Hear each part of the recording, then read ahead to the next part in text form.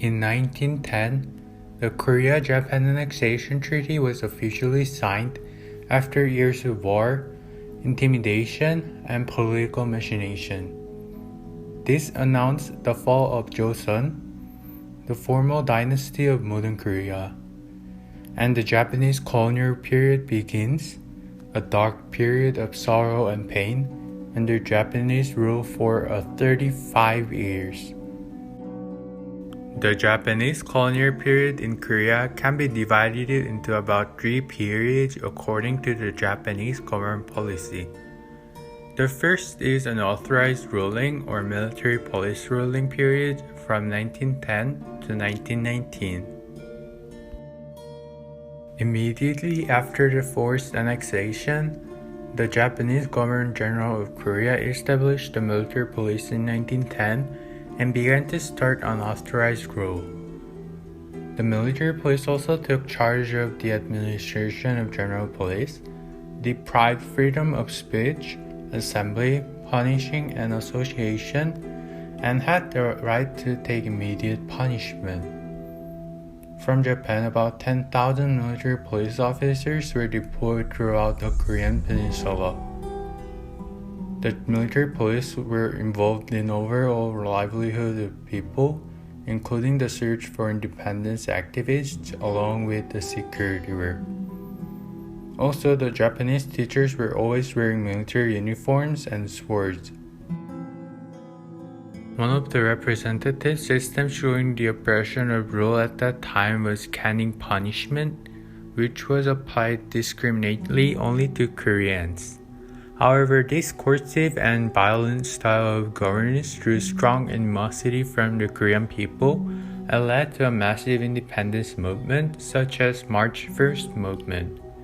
Also, international public opinion began to deteriorate as the fact that many Koreans were slaughtered became known to the world. Thus, Japanese eventually changed its way of governing. Cultural ruling or ethnic division ruling from 1919 to 1932.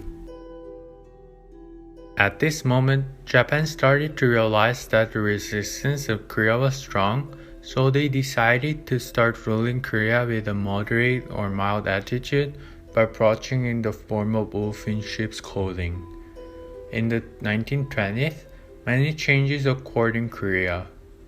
First, in Korea, the caning punishment, which was applicable only to Koreans, was abolished, and the general police system were introduced in the place of military police.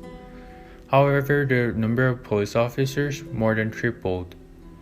In addition, the freedom of press was slightly relaxed and newspapers in Korean were also published. Educational opportunities for Koreans were also expanded. However, none of these policies were done properly and have been carried out in a nominal manner. The intent of these pretentious politics was to create ethnic division between independence activists and cultivate pro-Japanese. They gave these carrots to take advantage of Korea's devastating situation to persuade many independence activists to become pro-Japanese, saying that it is impossible for Korea to become independent right now. So for now, it is best to wait for its time under Japanese rule. With these sweet talks, several notable independence activists such as Lee Kwang-soo, Yoon Chi-ho, and Choi Rin became pro-Japanese. National obliterate ruling and atrocities committed from 1932 to 1945. In 1932, the Japanese imposed military rule once again following the Great Depression. After the outbreak of the Second Sino-Japanese War and World War II, Japan attempted to destroy Korea as a nation and make it serve Japan. The continuation of Korean culture itself began to be illegal. Worship at Japanese Shinto shrine was made compulsory. The school curriculum was radically modified to eliminate the teaching and use of Korean. Koreans were forced to adopt Japanese names and newspapers were prohibited from publishing in Korean. Also, numerous Korean cultural artifacts were destroyed or taken to Japan. During this period of time, Japan also committed inhumane atrocities against Korea. The Japanese Governor-General of Korea procured manpower, military funds, and munitions from Korea to mobilize for the Mukden incident and the Second Sino-Japanese War. It began to force people to work in the factories and mines or enlist as soldiers. It also sent tens of thousands of Korean women from across Asia into military brothels to sexually serve Japanese soldiers. The victims became known as comfort women. Also, during this time, Japan established Unit 731, a unit that conducts biological experiments on actual humans and develops medical knowledge and biological or chemical weapons. Most of the victims were prisoners of war and people from various nationalities including Koreans, Americans, Russians, Chinese, Mongolians, and people from allies, and most were brutally sacrificed.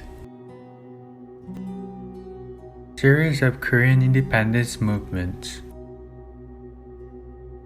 Since Japan started to dominate Korea, countless Korean independence movements have occurred to achieve independence of Korea from Japan. After Emperor Gojong's death in January 1919, Korea's domestic resistance peaked in March 1st movement. Waves of students and citizens took to the street, demanding independence. An estimated 2 million people took part. The March 1st movement took the form of peaceful demonstrations. The Japanese, however, responded with brutal repression, unleashing their military soldiers and army to suppress the demonstrations. They arrested some 46,000 Koreans, while some 7,500 were killed and 16,000 wounded. Several dailies and magazines founded shortly after the March 1st movement spoke for Korean people and inspired them with ideals of patriotism and democracy. A major anti-Japanese mass rally was held in Seoul in 1926 on the occasion of the funeral of Emperor Seongjo. A nationwide student uprising originated in Gwangju in November 1929, demanding an end to Japanese discrimination. These and other resistance movements were led by a wide spectrum of Korean intellectuals. Also, these independence movements have deeply impressed and received full support from Chiang Kai-shek, who was the President of the Republic of China, and this led to a great influence on Korea's promise of independence at the Kairos Conference. Surrender of Japan and the end of the Japanese colonial period in 1945. Korea was liberated when the atomic bombing of Hiroshima and Nagasaki led to the surrender of Japan on 15th August 1945. However, Korea was divided into two countries, North Korea and South Korea, due to the deepening Cold War between the Soviet Union and United States. Also, this eventually led to the Korean War, which caused disastrous damage to both Korea.